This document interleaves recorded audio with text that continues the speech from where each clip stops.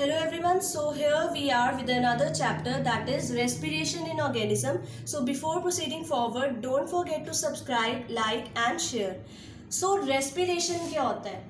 Respiration क्या होता है, जैसे मैंने आपको क्लाउड में यहाँ बनाया है, break down of food with the release of energy. इसमें क्या होता है, जो फूड पार्टिकल्स होते हैं ना हमारे, जो कॉम्प्लेक्स हमने डाइजेशन में बना लिया था सिंपल करके, क्या बनाया था लास्ट में हमने, ग्लूकोज, फैटी एसिड्स, ये सब कुछ बनाया था। ठीक है, तो क्या होगा इसमें, ये सब कुछ ब्रेक डाउन हो गया फूड का, फिर उसके बाद में एनर्जी भी तो रिलीज होनी है ना।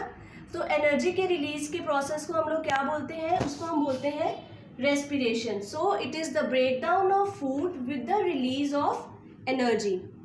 ठीक है, अब रेस्पिरेशन जो होती है ना हमारी, ये ऑक्सीजन की प्रेजेंस में भी हो सकती है और ऑक्सीजन के एब्सेंस में भी हो सकती है। मतलब जब ऑक्सीजन होगी तब भी होगी रेस्पिरेशन, और जब नहीं होगी तब भी रेस्पिरेशन होगी। तो इसके टू टाइप्स हैं। ठीक है, रेस्पिरेशन के टू टाइप्स हैं, एरोबिक एंड एनारोबिक। एरोबिक जो है उसमें क्या होगा, देखो आपको लग रहा है यहाँ पर एयर है ना, एरोबिक एयर से रिलेटेड लग रही है ना, तो इसका मतलब यहाँ पर जो हमारी ऑक्सीजन है वो क्या होगी, प्रेजेंट होगी। ठीक है, तो हमने यहाँ पर क्या लगा दी, ऑक्सीजन लगा दी। ठीक है, सिमिलरली अगर हम एनारोबिक की बात करें, ठीक है, एनारोबिक में क्या होगा, एयर से रिलेटेड नहीं है, ये इसका उल्टा है, तो इसमें एब्सेंस ऑफ ऑक्सीजन है, कहीं पर भी यहाँ पर रिएक्शन में ऑक्सीजन की यूटिलाइजेशन नहीं हो रही है। ठीक है, तो ये क्या है हमारा एनारोबिक रेस्पिरेशन।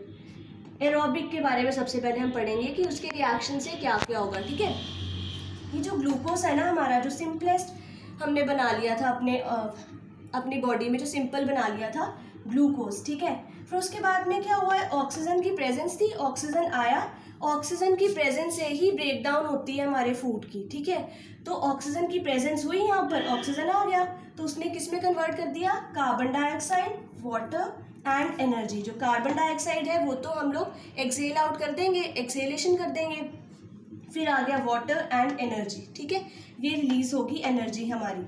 फिर उसके बाद में एनारोबिक में चले जाते हैं। एनारोबिक में क्या होता है, ये जो ग्लूकोज होता है ना, ये कार्बन डाइऑक्साइड में चेंज नहीं होता, ये चेंज होता है हमारा alcohol, carbon dioxide and energy. इसमें क्या हो जाता है, अल्कोहल आ जाता है, और ये जो है हमारा सारा का सारा जो प्रोसेस आपको लगता होगा ये फर्मेंटेशन में काम आता है। जो आपकी ये शराब वगैरह ये सब कुछ बनता है, ये एनारोबिक प्रोसेस से ही बनती है, फर्मेंटेशन के प्रोसेस से बनती है, जिसमें ऑक्सीजन की यूटिलाइजेशन बिल्कुल भी नहीं होती। ठीक है, और वैसे ही हमारी जो एरोबिक रेस्पिरेशन है ये तो हम लोग परफॉर्म करते हैं। बट क्या होता है, एक बहुत ही यूनिक सी बात है कि हमारी बॉडी में एरोबिक रेस्पिरेशन तो होती ही होती है और साथ में एनारोबिक रेस्पिरेशन भी होती है। ठीक है, हमारी बॉडी में मतलब जो हम ह्यूमंस हैं उसमें क्या क्या होगी, उसमें एरोबिक भी होगी प्लस एनारोबिक भी होगी। अभी जो हमारी एनारोबिक है ना, ये हर वक्त नहीं होती, क्योंकि हमें ऑक्सीजन की तो रिक्वायरमेंट है, हम लोग ऑक्सीजन तो लेते रहते हैं। क्या होता है, कब रिक्वायरमेंट होती है इसकी रिक्वायरमेंट होती है हमारी एक्सरसाइज के टाइम पे। ठीक है, एक्सरसाइज, जब हम बहुत ज़्यादा एक्सरसाइज करते हैं ना, तो आपने देखा होगा कि आप हांफने लग जाते हो, आपको ऑक्सीजन की कमी सी फील होती है ना। तो वही चीज़ है कि demand of oxygen increases, body और ऑक्सीजन मांगती है, क्योंकि उसके अंदर जो ऑक्सीजन है वो डिक्रीज हो गई होती है, कम हो गई होती है। ठीक है, तो इससे क्या होता है, डिमांड ऑफ एनर्जी भी इंक्रीजेस, आपकी एनर्जी भी इंक्रीज, क्या बोलते हैं उसको, और भी ज़्यादा एनर्जी की रिक्वायरमेंट हो जाती है इस चीज़ से। तो फिर क्या होता है, जो ड्यूरिंग एक्सरसाइज के टाइम पे थोड़ी टाइम के लिए हमारी बॉडी क्या करती है, एनारोबिक प्रोसेस परफॉर्म करती है। वो कैसे करेगी, देखो ये सब कुछ जो हमारी रिएक्शन मैंने लिखी है ना नीचे, जैसे ग्लूकोज जो है हमारा वो कन्वर्ट होगा लैक्टिक एसिड में और एनर्जी में। ये कहाँ होगा, ये होगा हमारी मसल्स में। ठीक है, ह्यूमंस की मसल्स में क्या होता है, जो ग्लूकोज होता है, जो सिंप्लीफाइड फॉर्म है वो चेंज होगी लैक्टिक एसिड में, देन उसके बाद चेंज होगी हमारी एनर्जी जो है वो रिलीज होगी। बट जो ये लैक्टिक एसिड है ये क्या कॉज कर देता है, ये कॉज करता है क्रैम्प्स, जिसको आप बोलते हो खलियाँ। कई बार बोलते हो ना, यार मुझे तो खलियाँ पड़ गई, मैं वैष्णो देवी की चढ़ाई करने गई थी या गया था तो मुझे वहाँ पर जाके बहुत ज़्यादा खलियाँ चढ़ी। क्या होता है, जब हायर ऑल्टीट्यूड्स पे जाते हो वहाँ पर जो ऑक्सीजन होती है हमारी बहुत कम होती है ना, थोड़ी कम हो जाती है, तो उसके बाद जो बॉडी की डिमांड है ऑक्सीजन की वो बढ़ जाती है, वो मांगती है मुझे और ऑक्सीजन मिले और मिले।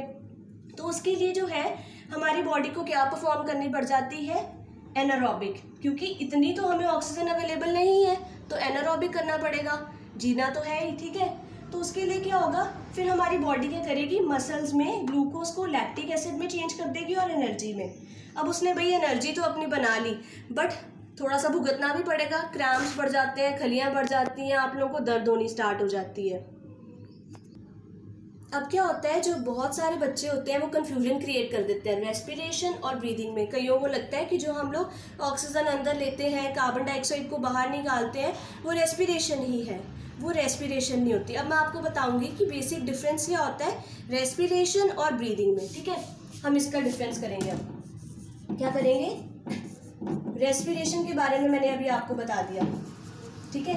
ये क्या था, ये होता है हमारा break down of food with the release of energy, ठीक है। एनर्जी के रिलीज से जो ब्रेक डाउन होगा हमारा फूड, और जो एनर्जी हमारी निकलेगी वो होगा रेस्पिरेशन, ठीक है।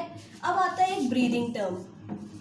बहुत सारे बच्चे इन चीज़ों में कंफ्यूजन क्रिएट कर देते हैं और इन दो चीज़ों को बिल्कुल सेम डिनोट कर देते हैं, बट ये दोनों सेम चीज़ें बिल्कुल भी नहीं होती। तो अब क्या होता है, रेस्पिरेशन तो हमने पढ़ लिया।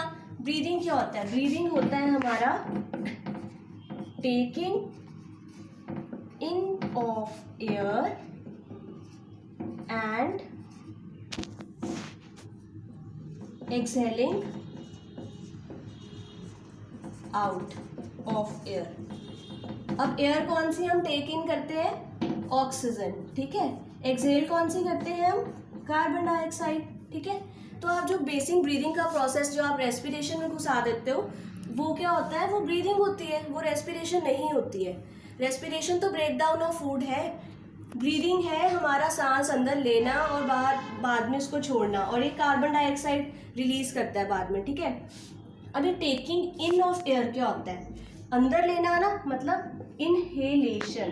क्या होता है ये, इनहेलेशन, कुछ चीज़ अंदर करनी है तो हमने यूज़ कर दिया इन, ठीक है। फिर आ जाता है हमारा एक्सहेलिंग। एक्सहेलिंग क्या होता है हमारा, एक्सहेलेशन,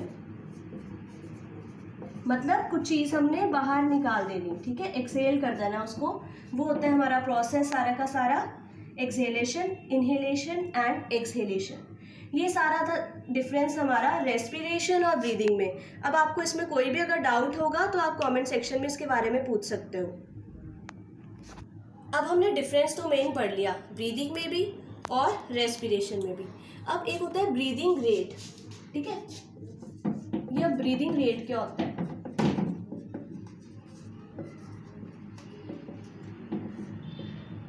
ब्रीदिंग रेट कोई बता सकते हैं मुझे क्या होता है? इसका एक जर्नल सा फॉर्मूला भी होता है, बट जो ब्रीदिंग रेट है वो आखिर में होता क्या है। ब्रीदिंग रेट हमारा जो है वो होता है number of times a person inhales and exhale, कि कितनी बार हमने ऑक्सीजन को अंदर लिया है और कितनी बार बाहर निकाला है कार्बन डाइऑक्साइड को 1 मिनट में, ठीक है। ये होता है हमारा ब्रीदिंग रेट। तो ब्रीदिंग रेट को हम लोग अगर हमने ऐसे ही लिख दिया, breathing rate is equal to inhalation plus exhalation. अब इनहेलेशन क्या था हमारा, taking in of the air, and exhalation क्या था, out, exhaling out of the air. अब एयर कौन सी थी यहाँ पर, ऑक्सीजन इनहेल कर रहे थे, और आउट कौन सी निकाल रहे थे हम लोग, कार्बन डाइऑक्साइड। तो इसका ये जर्नल फॉर्मूला रहता है हमारा ब्रीदिंग रेट का, ठीक है। ओके, हम लोगों ने ये तो पढ़ लिया कि ब्रीदिंग रेट क्या है या फिर डिफरेंस क्या है, ठीक है। अभी ब्रीदिंग होती कैसे है, ठीक है। How do breathing takes place, कि जो ब्रीदिंग है वो कैसे होती है, ठीक है। क्या होता है, ये एयर है, कौन सी है, ऑक्सीजनेटेड, ऑक्सीजन वाली जो एयर है, ठीक है। ये कहाँ जाएगी, ये हमारे जाएगी नॉस्ट्रिल्स में, नॉस्ट्रिल में चले गई, ठीक है।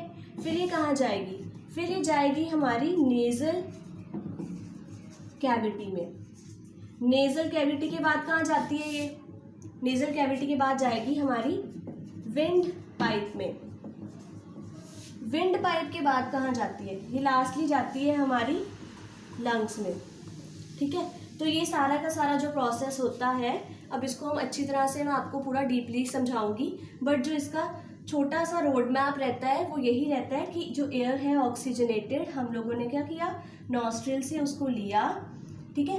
वैसे बेसिकली क्या होता है, ऑक्सीजन ज़्यादा जाती है, इनहेल होती है, बट थोड़ी सी अमाउंट में कार्बन डाइऑक्साइड भी चल जाती है। वो अगर आप हायर क्लासेस में स्टडी करोगे तब वो आपको पता चलेगा, बट अभी के लिए आप इतना ही याद रखो कि जो ऑक्सीजनेटेड एयर है वो हमने इनहेल की, ठीक है। कहाँ चले गई, हमारी नॉस्ट्रिल्स में चले गई, देन जाएगी नेजल कैविटीज़ में, देन जाएगी विंड पाइप में, फिर उसके बाद में कहाँ जाएगी, लंग्स में, ठीक है। ये सारी प्रोसेसिंग मैं आपको अब डीप में समझाऊंगी। Now we will study breathing in detail, ठीक है। ब्रीदिंग क्या था, मूवमेंट ऑफ डायफ्राग्राम और साथ में रिब केज की, दोनों की मूवमेंट जब होगी तो क्या होगी, हमारी ब्रीदिंग का प्रोसेस इनिशिएट करेगा, ठीक है, स्टार्ट होगा। तो क्या होता है, सबसे पहले आपको पता होना चाहिए कि लंग्स होते कहाँ पर है। तो मैंने आपको एक सिंप्लीफाइड डायग्राम में बताया है कि जो लंग्स हैं वो हमारे चेस्ट कैविटी के अंदर होते हैं, ठीक है। चेस्ट कैविटी होती है, उसके अंदर क्या होते हैं, हमारे लंग्स होते हैं। फिर उसके साइड पे ये क्या होते हैं, रिब्स होते हैं, और एक इस तरह का स्ट्रक्चर होता है, उसको हम डायफ्रागम बोलते हैं। और इन्हीं की जो मूवमेंट है, यही जो दो हैं, रिब्स और साथ में डायफ्रागम, जो इन दोनों की मूवमेंट है वो इकट्ठे क्या कॉज करती है, ब्रीदिंग, ठीक है, ब्रीदिंग कॉज करती है। अब ब्रीदिंग में क्या क्या होता है, सबसे पहले होता है inhalation process, taking in of the air. तो क्या होगा उसमें, ribs move up and outwards. ये जो आपकी रिब्स है ना, ये वाली, ये क्या करेंगी, ये बाहर को आ जाएंगी, आउटवर्ड्स आ जाएंगी, और अप मतलब ऊपर को हो जाएंगी। फिर उसके बाद में क्या होगा, ये जो डायफ्राग्राम है तो ये क्या होगा, मूव्स डाउन, और ये क्या हो जाएगा, नीचे को हो जाएगा, थोड़ा नीचे हो जाएगा, ठीक है। जब एक, जैसे कि आपको इस तरह की एग्जाम्पल से मैं समझाती हूँ, जब एक जाना कोई लड़ता है, ठीक है, आप अपने फ्रेंड से लड़ते हो, किसी से भी लड़ते हो, एक जाने को चुप तो होना ही पड़ता है ना लास्ट में। तो वही वाला चीज़ है कि अगर एक आउटवर्ड्स हो गया ना तो एक दूसरे जाने को झुकना पड़ गया, डायफ्राग्राम को झुकना पड़ गया। इस तरह से याद रख लो कि जो रिब्स हैं, रिब्स और डायफ्राग्राम ये दोनों फ्रेंड्स हैं, ठीक है। जो रिब्स है वो कहते हैं वो बाहर को आ गए, ठीक है, आउटवर्ड्स, मतलब वो गुस्से में आ गया रिब्स बहुत ज़्यादा। तो डायफ्रागम ने क्या किया, वो थोड़ा डाउन हो गया ताकि जो उनकी फ्रेंडशिप है वो बची रहे, ठीक है। एक चुप हो जाएगा तो वो भी सारी का सारा हो जाएगा ना सही, तो वो डाउनवर्ड हो गया, ठीक है। फिर क्या होगा, movement create space in are chest cavity, फिर वो दोनों थोड़ी थोड़ी अपनी अपनी स्पेस में बैठ गए एक तरह के। वैसे ही जो लंग्स है, लंग्स में जो रिब्स और डायफ्राग्राम है, ये जो साइड पे उनके जो ऑर्गन्स हैं, ये साइड पे रिब्स हैं, जो डायफ्राग्राम ये है, मूवमेंट क्या होगी, एक स्पेस क्रिएट कर देगी चेस्ट कैविटी में। चेस्ट कैविटी क्या हो जाएगी, थोड़ी स्पेशियस हो जाएगी, थोड़ी स्पेशियस हो जाएगी। फिर क्या होगा, air rashes into the lungs, फिर जो एयर विंड पाइप से आई थी ना वो लंग्स के अंदर जाएगी, ठीक है। फिर lungs get filled with air, फिर लंग्स के अंदर चलेगी तो जो हमारे लंग्स है वो एयर के साथ फिल्ड अप हो जाएंगे। तो ऐसी ही हमारी प्रोसेस कौन सी होगी, इनहेलेशन की। हमने अंदर क्या ले ली, अपनी एयर ले ली। अब एक्सहेलेशन, अब अंदर लिया, बाहर भी तो कोई निकालनी है ना, ठीक है। तो उसके लिए क्या होगा, जो हमारे रिब्स होंगे बिल्कुल इसका ऑपोजिट यहाँ पर होगा, ठीक है। एक आपको याद हो गया ना तो दूसरा बहुत ही इजीली याद हो जाएगा, क्योंकि दूसरा बिल्कुल ही ऑपोजिट है उसके। यहाँ पर थी ribs move up and outwards, यहाँ है ribs move down and inwards, ठीक है, डाउन और इनवर्ड्स अंदर को, ठीक है। यहाँ पर था डायफ्राग्राम मूव्स डाउन, यहाँ पर क्या हो जाएगा, फिर अप हो जाएगा। फिर आ गया movement reduces the size of chest cavity, फिर क्या हो जाएगा, चेस्ट कैविटी जो है हमारी ये अपना साइज रिड्यूस कर लेगी, कम कर लेगी। फिर क्या होगी, air is pushed out of the lungs, फिर जो एयर है वो बाहर आ जाएगी। तो ऐसे ही हमारा जो प्रोसेस है एक्सहेलेशन का वो परफॉर्म हो जाएगा। तो ये सारा था आपका ब्रीदिंग के बारे में कि इनहेलेशन कैसे होती है और एक्सहेलेशन कैसे होती है। हम लोगों ने पढ़ लिया कि ह्यूमंस में इनहेलेशन कैसे होती है, एक्सहेलेशन कैसे होती है, ठीक है। ब्रीदिंग का सारा प्रोसेस हमने डीप में पढ़ लिया। अब हमने पढ़ना है कि जो ब्रीदिंग है वो बाकी एनिमल्स या प्लांट्स में किस तरह से होगी, ठीक है। सबसे पहले हम पढ़ेंगे कॉकरोच को। कॉकरोच में क्या होता है, एयर है मतलब ऑक्सीजन जो है ये जाएगी, ये स्पाइरिकल्स में जाएगी, उसके पास एक स्ट्रक्चर होता है स्पाइरिकल्स, उसमें एयर जाएगी। फिर उसके बाद में किस में जाएगी, ट्रैकिए में। फिर उसके बाद में बॉडी टिश्यूज़ में जाएगी। फिर उसके बाद में हर एक सेल में उसके जो एयर है वो पहुंच जाएगी। उसका जो कॉकरोच का मैकेनिज्म है एयर अंदर लाने का वो बिल्कुल डिफरेंट है as compared to the humans. Humans में तो लंग्स प्रेजेंट है, अब हम लोग बड़े भी हैं तो हम लोगों में लंग्स भी ऑर्गन्स हो सकते हैं, बट इसमें बहुत छोटे छोटे से ऑर्गन्स होते हैं, इसके वाले जो ऑर्गन्स टाइप आप बोल सकते हो इसको। तो कॉकरोच में क्या होगा, एयर स्पाइरिकल्स में जाएगी, ठीक है, फिर ट्रैकिए में जाएगी, फिर diffuses into the body tissue and every cell, फिर उसके बाद हर एक सेल में उसकी एयर की डिफ्यूजन हो जाएगी, मतलब हर एक सेल में ऑक्सीजन प्रोवाइड या फिर एयर प्रोवाइड हो जाएगी, ठीक है। हम अर्थवॉर्म के केस में, अर्थवॉर्म के केस में क्या होता है, जो उसकी स्किन होती है ना वहीं से इन्हेलेशन होती है ऑक्सीजन की, वहीं से इन्हेलेशन होगी, ठीक है। फिशेस के केस में थ्रू गिल्स, गिल्स से आप होता है फिशेस के केस में। आपने प्लांट्स में तो आपको मैंने पहले भी बताया था अपने पुराने लेक्चर्स में कि स्टोमेटा से अंदर आती है एयर और बाहर जाती है इस तरह से, है ना। तो स्टोमेटा से प्लांट में हो जाएगी। तो ये सारा जो आपका मैकेनिज्म था ये था breathing in other animals and plants. हमने ह्यूमन का तो पढ़ लिया था, अब एनिमल्स और प्लांट्स का। अब जो ये वाले क्वेश्चंस होते हैं ना आपके, ये किस तरह के क्वेश्चंस आते हैं एग्जाम में, कैसे आते हैं, वन वर्ड क्वेश्चन भी कई बार आपको आ जाते हैं कि जो फिशेस होती हैं वो किस तरह से ब्रीदिंग करती हैं, वो किससे करेंगी, हमारी गिल से। फिर जो प्लांट्स है वो स्टोमेटा से करेंगे, अर्थवॉर्म स्किन से करेगा, कॉकरोच जो है वो स्पाइरिकल्स, ट्रैकिए, इन सब चीज़ों से करेंगे। तो ये सारा का सारा मैकेनिज्म हमारा जो था वो ब्रीदिंग का था, और आपको मैंने रेस्पिरेशन और ब्रीदिंग में भी बता दिया था डिफरेंस।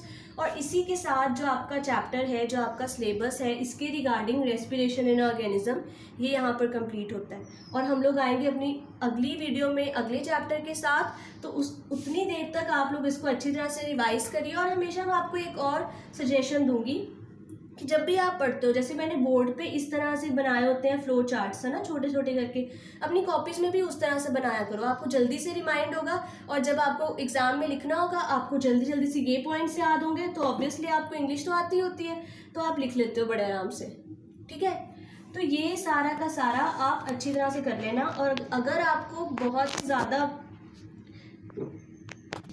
और अगर आपको कोई भी ऑनलाइन ट्यूशन्स की ज़रूरत है, या फिर आपको असेसमेंट्स की ज़रूरत है, या टेस्ट पेपर्स की ज़रूरत है, क्योंकि कई बार होता है कई बच्चे नहीं कर पाते, तो उसके लिए जो कॉन्टैक्ट नंबर है मैंने आपको ऑनलाइन ट्यूशन्स का पहले ही डिस्क्रिप्शन बॉक्स में दे रखा है, उसमें जाकर देखिए, मुझे कॉन्टैक्ट कर सकते हो आप किसी भी टाइम पे, और मैं आपको उसके बारे में सारा गाइड कर दूँगी प्रोसीजर। सो अभी के लिए थैंक यू सो मच।